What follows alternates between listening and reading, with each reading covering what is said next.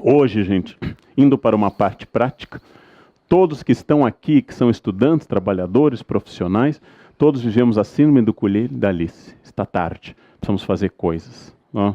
Saímos de um feriado segunda-feira, estamos em plena semana, está tarde, precisamos fazer coisas, tem que sair daqui, tem que fazer outra coisa. É aquilo que define, segundo Giddens, a falta de unidade entre espaço e tempo hoje. Eu estou sempre em outro lugar. Estou sempre pensando no compromisso seguinte, onde eu estarei hoje à tarde? O que eu vou fazer logo em seguida? O quadro fundacional da modernidade, do Edvard Munch, é o grito, e não Leonardo da Vinci. É o homem desesperado, no fiord de Oslo, gritando, expressionismo, pintura norueguesa. Este é o quadro fundacional da modernidade. O tempo está passando, eu não tenho um tempo para relaxar. O tempo passando está envelhecendo tudo, eu tenho que aproveitar o máximo possível. Principalmente hoje, que eu sou obrigado a ser jovem até o fim. E como isso não é possível, essa tensão vai se acumulando. O padrão atual é que, graças à velocidade, as tarefas se sobrepuseram, de tal forma que qualquer pensamento estratégico é substituído por um espírito, um geist absolutamente gerencial momentâneo. Ao invés de pensar o passo seguinte, eu tenho que pensar o passo de agora. Resultado, como é que nós chegamos a este momento? Em primeiro lugar, porque no passado, quando esta cidade do Rio de Janeiro foi fundada, há 450 anos, havia um tempo agrário. O dado pelas estações, pela colheita. E este tempo não era controlado pelas pessoas. O ritmo das plantas é um ritmo lento que mostra que os camponeses têm outro comportamento diante do mundo. Mais paciente e mais mágico ao mesmo tempo. Este mundo foi transformado quando, na Baixa Idade Média, as cidades foram dominadas por grandes relógios que substituíram o tempo da natureza pelo tempo cronológico do mercador, como diz Jacques Le Goff. O tempo de Deus, Santo Agostinho, Dom, é substituído pelo tempo medido pelo ponteiro das horas, o primeiro a surgir, depois pelo ponteiro dos minutos. O tempo atual foi multiplicado com a técnica, a invenção da imprensa, que faz o salto do monge no seu scriptorium, demorando anos para copiar uma Bíblia, e Gutenberg produzindo uma Bíblia em poucos dias. O tempo se acelera porque a fibra ótica inventada por um indiano é o símbolo de uma técnica mais veloz do que eu posso. Vocês sabem que o teclado da máquina de escrever, os jovens anotam, depois o tio fala do que é isso. Era um aparelho, era uma impressora wireless, muito antigo o aparelho. O teclado de uma máquina de escrever, que a gente chama de teclado QWERTY, foi planejado para colocar as letras fortes em dedos fracos, como o A. A, S, D, F, G. Lembra? A. Isso está lá na quinta. Por quê? Porque se tivéssemos dedos fortes, as teclas, elas enroscariam. Então se fez uma estratégia para que a máquina atrasasse a mente, porque a máquina não acompanhava a velocidade da mente. Isso passou. Isso não te pertence mais. Hoje todas as máquinas são mais rápidas do que a sua mente. A máquina errava, eu dizia que máquina estúpida. O computador erra e ele nos diz, você é burro. Porque basta você apertar o controle certo, que eu funcionarei. Você é que não sabe. A técnica superou minha capacidade física e minha capacidade cognitiva. O tempo técnico é mais rápido do que o tempo humano. Eu não consigo acompanhá-lo e não adianta tentar. As máquinas são mais rápidas. E com isso eu tenho uma novidade que eu vou ter que fazer mais coisa ao mesmo tempo, característica das biografias de todos vocês. Não há mais o espaço de ler jornal, acessar e-mails, tomar café e ver o computador. Tudo isso é feito ao mesmo tempo. Nós somos uma das gerações mais workaholics da história, porque o cérebro humano pode se dividir em várias atividades, mas ele continua com a mesma característica. A energia é a mesma. Logo, ao dividir em vários igarapés, em vários pequenos rios, ele vai diminuir a intensidade do foco em cada um. O cérebro humano pode fazer 4 coisas ao mesmo tempo. As mulheres fazem isso há muito tempo. Cuidam da comida, dos filhos, da casa, telefone. Os homens são um pouquinho mais mono, a mulher é mais estéril, né? Ela vai um pouquinho mais duplo. Mas o cérebro humano não pode se concentrar em todas as tarefas ao mesmo tempo. Não é biologicamente viável. Resultado, eu vou ter uma certa atenção nos e-mails, uma certa atenção no WhatsApp, uma certa atenção no jornal e uma certa atenção na comida. E vou perder o foco em cada um destes. Porém, eu tenho que aumentar as horas de trabalho, porque as tarefas vão surgindo. Os e-mails fazem sexo à noite, porque de manhã se multiplicam, vocês já viram. Eles copulam à noite, os WhatsApps copulam. Tem gente que manda mensagem às 3 da manhã, gente. Eu vou deitar meia-noite, eu acordo às 4 da manhã todos os dias, tem 35 mesmo. Mas quem fez isso, gente? Por que fez isso? Porque aumentam as horas de trabalho. Nunca dormimos tão pouco como em 2015. Nunca fomos para as férias tão tensos com as coisas que temos que fazer ao voltar. Nunca olhamos para o Fantástico no domingo à noite com tamanha depressão como neste momento. Vem vindo ela, a semana. Ela está chegando. E mais, ao ter tablets, celulares e todos os aparelhos, eu consegui o sonho do taylorismo do século XVIII e XIX, que apesar da taylorice ser uma teoria posterior, que é tornar o trabalhador em tempo integral. Ou seja, eu consegui uma linha de produção fordista que começa em Detroit e vem até a Tijuca. Eu consegui um trabalhador 100% envolvido no trabalho, mesmo em sábado, quando se manda mensagens para ele. Você já viu isso? Todos nós, como chefes e como funcionários. O resultado óbvio, complementando o que disse antes o Wagner, falando de até depressão, falta de foco, o cansaço fica maior, o sentido se esvazia. Porque é natural, usando a crítica que Chaplin faz num filme mudo, num período que o cinema já era falado, que quando eu não vejo o resultado imediato, quando eu tenho que matar um leão por dia ou por turno, que eu vou perder um pouco deste sentido. E com isso, eu saí deste mundo indígena, cujo grande objetivo durante milênios era conseguir o mínimo para sobreviver, o que levava o indígena só procurar mandioca quando a farinha estivesse esgotada, sem ideia de commodities ou mercados futuros da mandioca.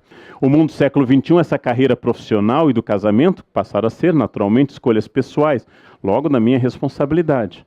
Porque no mundo que marido e mulher eram escolhidos pelos pais, neste mundo a minha responsabilidade era menor.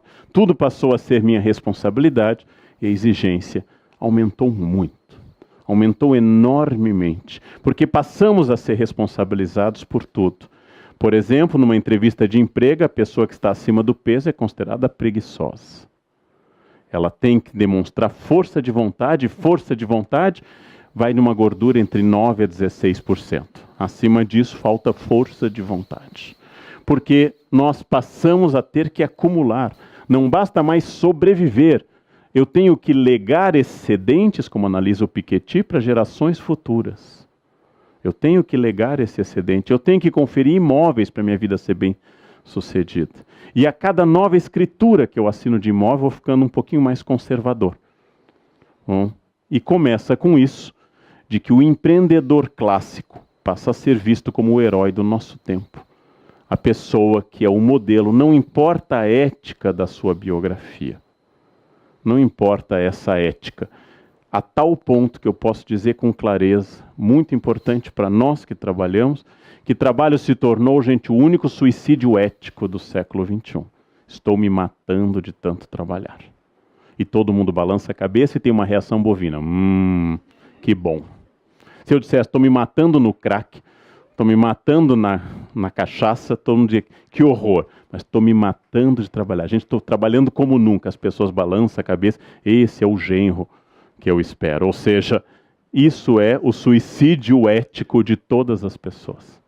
O suicídio ético é o trabalho. Nós temos o trabalho associado a dinheiro, a realização pessoal, que ele mede o indivíduo. Já que ao se encontrarem, as pessoas perguntam, como é que você está? Nossa, estou bem, comprei um apartamento em tal lugar. As pessoas medem o sucesso, não por uma língua aprendida, um instrumento musical novo, mas pelo acúmulo e pelo trabalho. Como é que está a sua vida? Fui contratado por uma grande empresa, acho que eu vou passar um tempo em Chicago. Então você está bem. Eu não estou criticando isso, estou apenas identificando essa característica. Ele ocupa todo o vazio. Mas você é uma pessoa chata. Mas estou ganhando bem. Eu sou um chato bem remunerado. que é diferente de um chato mal remunerado. Cria uma rede social e afetiva e atinge as férias. Férias hoje tem planilha, vocês sabem. Ninguém vai mais fazer um piquenique no aterro sem reservar um espaço debaixo da árvore. Ninguém mais viaja sem reservas. A minha geração viajou muito sem reservas. Chegava, como eu cheguei a Viena, não tinha nem ideia de onde eu ia ficar, começava a andar pela cidade, aqui parece bom. O mundo mudou. O mundo mudou bastante, mas ninguém mais deixa de fazer reservas. Nós vivemos nos antecipando a tudo e trabalhar passou a ser a medida essencial de tudo e o padrão de felicidade. Exclusão do trabalho, desemprego, é uma das grandes exclusões sociais. Eu li esse artigo que eu recomendo aos senhores, deste homem, Ezekiel Emanuel, que nos Estados Unidos lançou um artigo dizendo por que eu gostaria de morrer aos 75. O artigo é muito interessante, ele é um homem bem-sucedido, que diz que há uma curva de declínio de produção após 75, que é mais ou menos óbvio, é até esperado. Não? E ele diz então que o ideal, esse é ele, é que atingindo 75 todos morram. E eu fiquei refletindo que sociedade é essa que mede uma vida a partir do impulso produtivo. Que sociedade é essa que só vê beleza na árvore verde e não vê beleza no outono, que para mim é a estação mais bonita. Que sociedade é essa que não valoriza conhecimento, mas apenas plena saúde? 75 em geral, o encerramento da chamada maturidade com saúde. Né? Que sociedade é essa? A idade que Cora Coralina começou a lançar livros. Que sociedade é essa? E faz isso. O artigo é muito interessante, se vocês acessarem na internet. Ele faz uma reflexão séria e não depressiva, mas é típica do nosso tempo. É típica do nosso momento. Porque ele diz isso. A primeira grande contribuição a gente dá aos 30 até os 40. E entre 30 e 45 nós estamos nas melhores contribuições profissionais, intelectuais, acadêmicas, eu acrescentaria sexuais e assim por diante. Depois começa um lento declínio. Um lento declínio. Só que ele está pedindo isso a partir dessa questão. Nossa última grande contribuição é os 60. Eu tenho 8 anos para fazer essa contribuição rapidamente. Porque depois disso, já fez, depois disso você vai ter que viver de juros, porque você não tem mais contribuição a fazer. Um dos grandes conselhos de São Bento, quando faz uma assembleia de beneditinos, na primeira organização política do Ocidente, que é a Ordem Beneditina, é juntar nessa assembleia monges idosos e jovens. Porque num, diz Bento, o Espírito Santo fala com força e sem prudência. No outro, o Espírito Santo fala mais fraco e com muita prudência. Então a junção deles impede que o caminho seja levado pela temeridade da juventude e pela excessiva prudência da maturidade. Eu acho esse um conselho fascinante. Dizem que a Discovery, o ônibus espacial, explodiu porque só havia otimistas na equipe. Todos diziam, mas esse fio pode congelar a 200 graus negativos. Não, mas isso é muito difícil de acontecer, dizia um. Todos eram otimistas. Numa empresa que todos são otimistas, há problemas. Aqui todos são pessimistas também, há problemas. Eu preciso misturar as pessoas. Uma família é feliz porque há os irmãos e há os cunhados. A mistura das duas coisas, quem se ama, quem se odeia e quem tolera estar ali, vai ser boa, vai criar uma ideia muito interessante. Mas, de novo, nós estamos dentro dessa ideia de workaholics, work lovers. Esse termo cunhado, aqui pelo Oates, teólogo e psicólogo, é o termo contemporâneo por excelência. A grande questão que diz respeito ao projeto de vida, que vai criar termos novos como pobreza de tempo, esse balanço entre vida e trabalho, a fluenza, a doença do consumo, ao contrário de influenza, e o presenteísmo, que é o outro problema que acompanha o absenteísmo. Aquela empresa em que todo mundo falta muito tem problema, e aquela que nunca ninguém falta também é problemática. Ou seja, esses são conceitos correlatos para um tempo. E eu queria, além dessas reflexões históricas, sociológicas e filosóficas, acrescentar uma muito objetiva que me atinge diretamente. O que fazer com o tempo-relógio, que é inelástico, em relação ao tempo da demanda, que é cada vez mais elástico? como adaptar minha biografia ao meu dia, como adaptar 24 horas às minhas demandas. Essa é uma questão que eu penso muito, tenho pensado com frequência. Este mundo líquido com tempo líquido.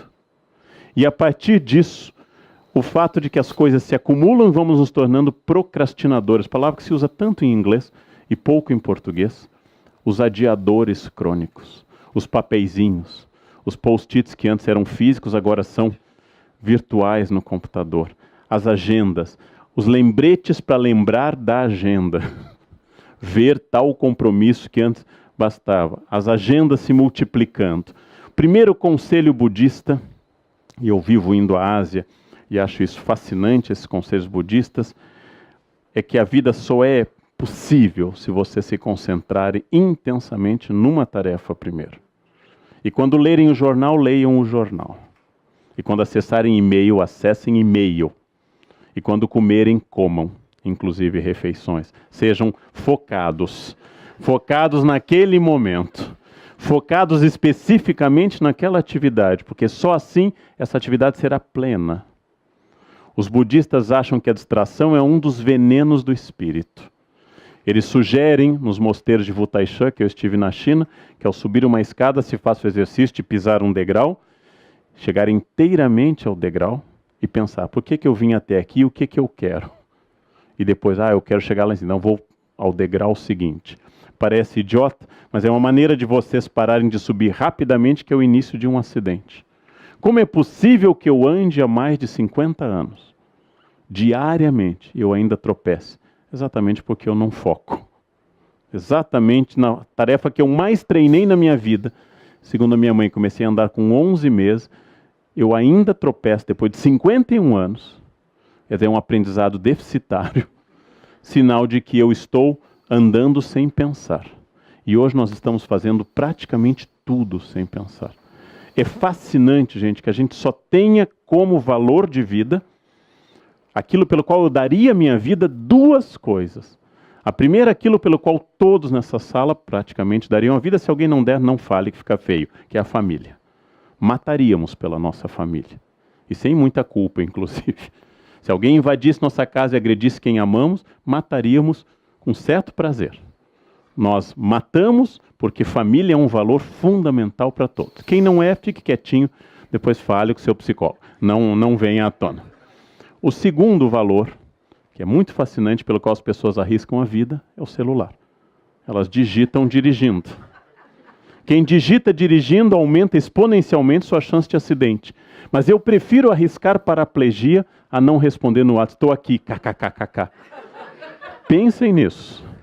Todo mundo que digita dirigindo está dizendo, minha vida não é tão importante quanto estar conectado. E tirando obstetras, gente, quem é que tem uma emergência tão grave? Tirando obstetras. Eu sou historiador, nunca há emergências. Ninguém me liga de madrugada. Quem construiu a pirâmide de Miquel? Ninguém tem esse problema de madrugada. Eu sou historiador, né? Quem foi o ministro da Fazenda do governo Luiz XIII? Ninguém tem esse problema. Mas quem tem um problema de tal urgência? Quem é o gerente de uma empresa nuclear em que está sofrendo um problema no gerador? Quase todos os problemas não são urgentes, mas eu prefiro arriscar. Tudo isso. A multa, coisa leve, a um pequeno acidente mais grave, e a minha vida para ficar conectado. Esse tempo líquido é fascinante. Eu vou indicar coisas que eu pensei para esse encontro. Coisas que vocês podem ou não aproveitar, coisas que vocês devem adaptar à realidade de vocês. Coisas muito claras para os próximos anos. A primeira, qual é a noção do tempo relógio da minha capacidade? Pela minha experiência, inclusive coordenando coisas em escolas, a maior parte das pessoas não tem clareza nisso. Você pode entregar para a semana que vem? Posso. Quase sempre não. Quase todas as pessoas não têm a correta relação entre o seu tempo relógio e a sua capacidade. Por exemplo, quantas páginas eu leio bem por minuto? Se eu não tenho resposta a esta pergunta, eu não tenho resposta se eu posso ler o relatório até amanhã. Mas as pessoas dizem, eu posso. Ou, quantas horas eu necessito de sono regularmente? Algumas precisam de 4, 5, outras precisam de 8. Quantas horas minha concentração cai? Algumas pessoas isso decai em minutos. Outras têm um foco maior. Concentração é uma educação. Se eu não tenho resposta para isso, eu não posso responder a nenhum chefe e a nenhum colega se eu posso fazer essa tarefa. Há pessoas que não podem atravessar a noite trabalhando. Há pessoas que podem. São respostas muito objetivas para eu administrar meu tempo. E a primeira delas é: qual é o limite da minha capacidade? Em que eu preciso de ajuda, às vezes química, café, por exemplo, Red Bull. Vamos parar por aqui, que o Supremo ainda está debatendo o restante. Bem, multitarefas. Eu posso focar? Eu posso fazer duas coisas ao mesmo tempo? Eu estou inclinado a pensar que isso tem a ver com alguma habilidade prévia que pode ou não ser desenvolvida. Há pessoas que conseguem ver várias coisas ao mesmo tempo e há pessoas que não conseguem. E eu posso treinar um pouco isso. Eu posso focar ou eu posso dividir. Eu tenho que saber que é mais produtivo não atender celular e responder a e-mails do que fazer as duas coisas ao mesmo tempo. Bem, terceiro, mudar o tipo de tarefa, priorizar. É um conselho do Exército americano num famoso quadro. Quais são as tarefas urgentes? Quais são as tarefas não urgentes? Quais são as tarefas de médio e longo prazo? O que eu tenho que decidir para agora ou para daqui a alguns anos. Quarto, evitar sempre a tarefa seguinte. Ela é o envenenamento da atual. Se eu estiver aqui falando com vocês, onde eu creio estar, na minha consciência, inteiro, e não pensando no meu voo à tarde para Salvador, na palestra da noite e amanhã, eu vou tornar este momento ruim para vocês e para mim. E não vou melhorar o momento seguinte. Estar onde eu estou, concentrar-se. Estar inteiramente dedicado àquilo que eu estou como se fosse o único lugar do mundo. Isto vai dar um foco extraordinário. Usar os recursos eletrônicos e não ser usado por eles. Sair de 99,9 grupos do WhatsApp que vocês estão. Parar de receber informações inúteis que enchem de lixo, não acrescentam nada e atrasam. Característica de um loser é dividir a sua atenção com coisas sem importância. Então, quais são os recursos eletrônicos que podem me ajudar? O vício das redes sociais. Ter que comunicar tudo. Cheguei, estou aqui, kkkk. Né? Almocei, chove. Né? Pensem quais são as informações relevantes que eu preciso dar. E quais são as irrelevantes. E deixem os outros trocar informação o dia inteiro sobre o nada. E foquem naquilo que só vocês podem fazer. É um vício. Não é o patrão que tem que barrar o Face, gente. São vocês que têm que barrar o Face. São vocês que têm que estabelecer um filtro. Se vocês somarem as horas dedicadas ao Face, pensem no que representa de fato. Ou qualquer outra rede. Quando eu tenho muitas tarefas, é bom diversificá-las. O corpo e o cérebro respondem muito bem a uma atividade física, seguida de uma atividade intelectual, seguida de uma atividade afetiva. Responde muito bem ao exame de uma planilha Excel, seguida de uma análise de um texto mais geral. É muito ruim ficar em planilha Excel 12 horas seguidas. É muito ruim isso. O corpo tende a mudar o foco e o cérebro desliga automaticamente quando a repetição acontece. Voltamos ao casamento. As horas para as estratégias de médio e de longo prazo. Se eu não controlar isso, eu serei um tarefeiro. E vocês sabem melhor do que eu, como administradores e estudantes, que a todo instante as tarefas que chegam a nós são as tarefas do cotidiano. Eu aqui pensando na matriz energética do Brasil e o mundo quer que eu troque a lâmpada do corredor. E a lâmpada agora é nova, tem um novo padrão, é mais cara. Temos que botar no estoque. Eu pensando numa matriz energética, eles me fazendo trocar a lâmpada. Eu querendo essas coisas, ou seja, eu tenho que estabelecer um tempo, pensar a médio e longo prazo, ou eu nunca terei este tempo. E esse tempo não pode ser sexta no final do dia. Assassinos do tempo, culpados, celular, o computador, companhias de amigos e colegas. Claro que um amigo bom é excelente. Claro que até um colega pode ser excelente, é possível. Há estudos demonstrando que há colegas interessantes. Mas A falta de objetividade nas reuniões é a morte. É a morte. As pessoas seduzidas pela própria voz. As pessoas que introduzem um tema longamente. Eu queria, isso que o diretor acabou de me pedir, que eu acho que é muito importante, assim, que eu vou expressar minha opinião. Não sei se é de todo mundo, mas eu vou falar da minha opinião neste momento e, basicamente, acho que nesse tema que nós estamos tratando, eu tenho vontade de estrangular um ser assim, gente. Eu tenho vontade de estrangular, de enfiar algum fio 220 para ver se a pessoa fala aquilo. Acabava de falar a Berenice no carro. Às vezes eu atravesso a cidade de São Paulo, não, para ter uma reunião que a pessoa me diz uma coisa que podia ter ido por e-mail. Ou Skype, que é uma invenção maravilhosa. Eu não preciso de quase mais nada presencial, gente, nem sexo, não preciso de mais nada presencial.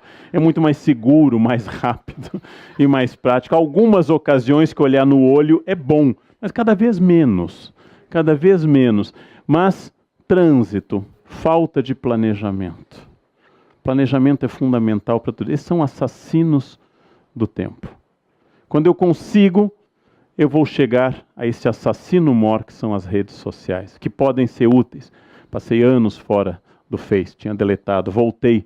Já estou pensando de novo se vale a pena, porque as pessoas vão demandando. Elas vão demandando cada vez mais. E as pessoas mandam uma mensagem, então você virá, sim, que bom. Aí o outro responde, ok, obrigado, um abraço. E vão mais 10 mensagens, já foi tratado do tema. Não é? Respeitem o tempo.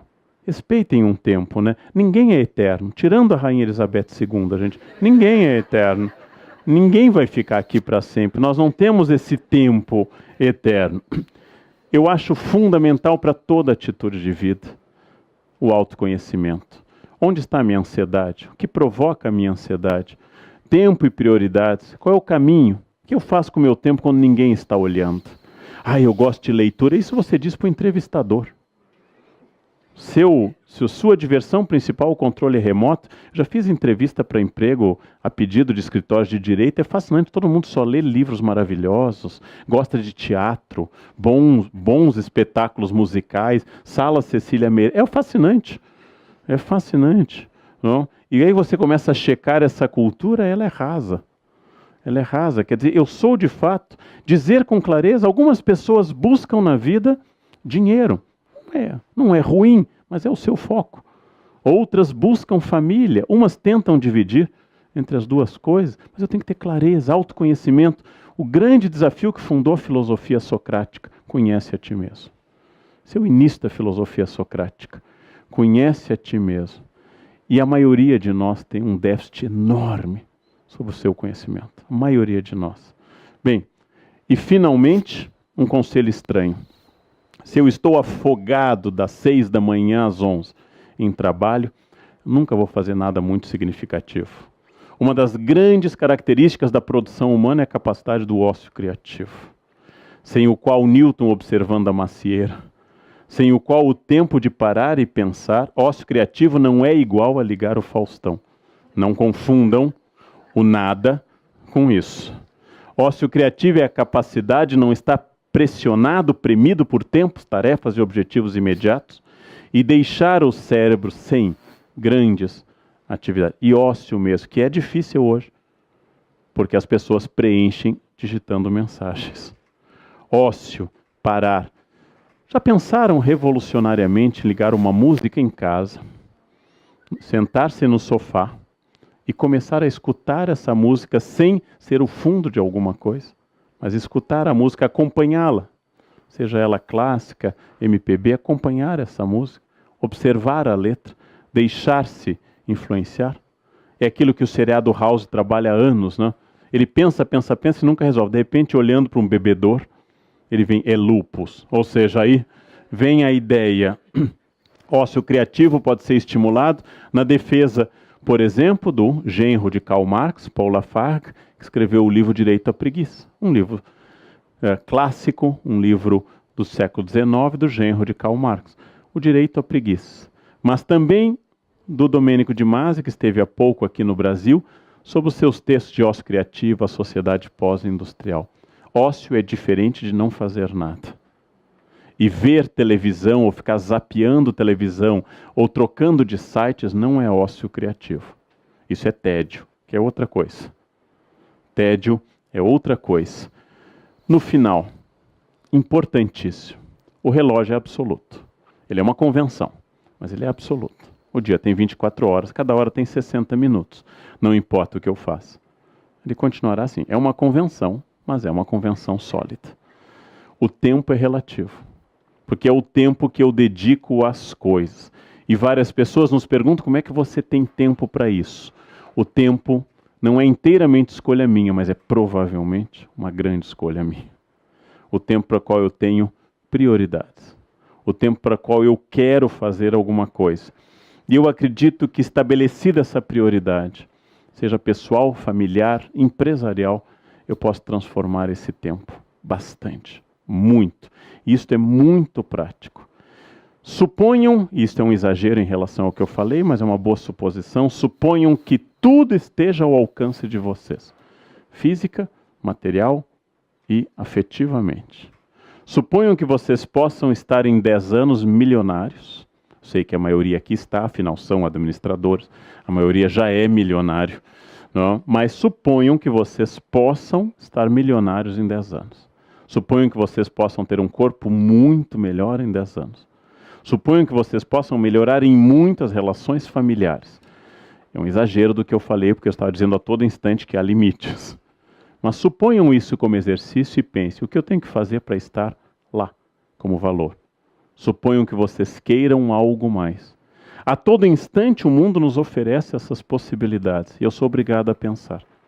No espaço de 2 meses, recebi 3 convites para entrar na política. Isso me levou a uma reflexão. É o que eu quero? É o que eu quero? Meu pai foi político. Ele estava no momento, ele nos disse, eu preciso sair, porque eles estão chegando no meu preço. Em determinado momento ele disse isso na década de 60. Era um outro momento da história do Brasil, muito diferente de hoje. Havia muita corrupção no início da década de 60. Ele disse, eu preciso sair, né? Meu pai era do PL, do Partido Libertador. Então, eu preciso sair disso, né? Tudo isso, eu tenho que responder essas questões. E eu respondi claramente. O que me deixa feliz é ensinar e escrever. Eu não tenho vocação para a política. Não tenho gosto. E tenho medo de adquirir esse gosto também. Tenho que dizer, tenho medo. Tem coisas que eu acho que podem me seduzir, então é melhor evitar. É melhor evitar, não? E isto é uma dessas coisas. Em tudo, ser senhor de si. Em tudo, ser senhor de si não é ser Deus, como diz a autoajuda, que eu possa criar tudo, mas é entender que estratégia é uma decisão pessoal, racional, que decidida vai ter que contrapor a estratégia dos outros e ao aleatório. Citando Sartre, não importa o que a vida fez de você, mas o que você fez com o que a vida fez de você. Não importa o que aconteceu comigo. Talvez eu tenha outros limites, mas o que eu fiz com o que aconteceu comigo? Eu tenho habilidades e outras limitações. Eu tenho talentos e outros problemas de limites. Como eu trabalho com isso? Volto à imagem da Carlyle. A ideia de que os gregos diziam a ave de Minerva só alça voo ao entardecer. Ou seja, a sabedoria só se revela no fim da vida. É absolutamente verdadeiro. Não existe adolescente sábio. Tem os não loucos, mas não existe adolescente sábio. Não existe alguém de 12 anos tomado de sabedoria pessoal. É verdade que a ave de Minerva, a coruja, símbolo da sabedoria, só pode voar ao entardecer. Mas para ela voar, ela tem que ter asas treinadas para isso, né? Eu não devo esperar o entardecer para tomar uma decisão sábia. Quando uma colega de 32 anos me disse que começou a frequentar o geriatra, porque agora os geriatras atendem na casa dos 30, just in case, ela estava tomando uma decisão sábia para chegar lá, né, e não ir ao geriatra na fase do desmanche. Ou seja, não ir ao geriatra já no período do desmanche. Começar antes a rebobinar aqui, botar um durepox ali, que é para não ir quando você estiver fundindo o motor. É uma decisão sábia. Nós temos que mudar essa opinião. Eu fui de uma geração que se expunha ao sol 12 horas por dia. O sol, quanto mais melhor. Ia-se para a praia às 8 da manhã, saía às 5 da tarde, exposto ao sol e usava raíto de sol. Exatamente. Tem mais gente com mais de 18 aqui na plateia, né? Vejam, isso mudou. A gente sabe hoje que o sol não é tão simpático o tempo todo. Isso mudou, né? Eu vou ter que trabalhar, mas eu já me expus em excesso ao sol. Eu já me expus. São coisas geracionais. Equilíbrio e contradição. O corpo funciona melhor na juventude. Ele é um carro mais potente com um motorista não sábio, que é a cabeça mais jovem. E na maturidade ele é um carro problemático com um motorista melhor. É difícil equilibrar isso. É muito difícil. Não? É uma batalha perdida, mas é uma batalha interessante. A essa batalha geralmente chamamos vida. E novamente a imagem que pela terceira vez eu mostro da escultora Carlyle americana é isso. A cada lapidada eu estou formando aquilo que eu quero. Mas é tão difícil isso, é tão estrategicamente complicado, que é mais fácil dizer, não dei sorte. Tive azar, não era minha hora, foi destino. Minha família nunca conseguiu. É muito mais fácil isso. Uma vez meu secretário comentou isso, que ele adorava as festas de Natal na minha casa. A maneira como eu preparava, começa mais ou menos por agosto a preparação do Natal na minha família. E que vai ser tocado, que vai ser comido. Comecei a dizer, como eu queria que fosse assim lá em casa. E eu perguntei, como você acha que acontece na minha casa? A gente abre a canastra da Emília e surge. Acontece na minha casa porque a partir de agosto nós começamos a pensar nisso. E tornamos o Natal, quando pudemos, muito inesquecível para todo mundo. Mas porque a gente dedica tempo e atividade. A leitura mágica vai sendo, nossa, que legal. Como é legal na sua casa que ocorra isso. Essa é a leitura fantasiosa. Tudo. Imaginem tudo que vocês admiram numa pessoa ser fruto de um impulso dessa pessoa, aliado a muito esforço e a muita técnica. Mas eu costumo dizer que é vocação, talento, é inato, aquilo que é absolutamente fruto de esforço. E aí eu volto para encerrar a mesma questão que eu fiz a primeira pergunta hoje, os 50 anos da profissão fundamental que os senhores exercem ou vão exercer em breve. Uma pergunta administrativa. O que eu quero fazer com a empresa chamada vida nos próximos 10 anos? Quando eu conseguir responder a isso, seria um bom administrador e provavelmente uma pessoa mais integrada, mais total a este respeito. A isso eu chamo estratégia. Mais uma vez, parabéns aos senhores pelo dia de hoje e muito obrigado pelo convite de estar presente nessa ocasião tão especial desse Jubileu de Ouro. Muito obrigado. Obrigado.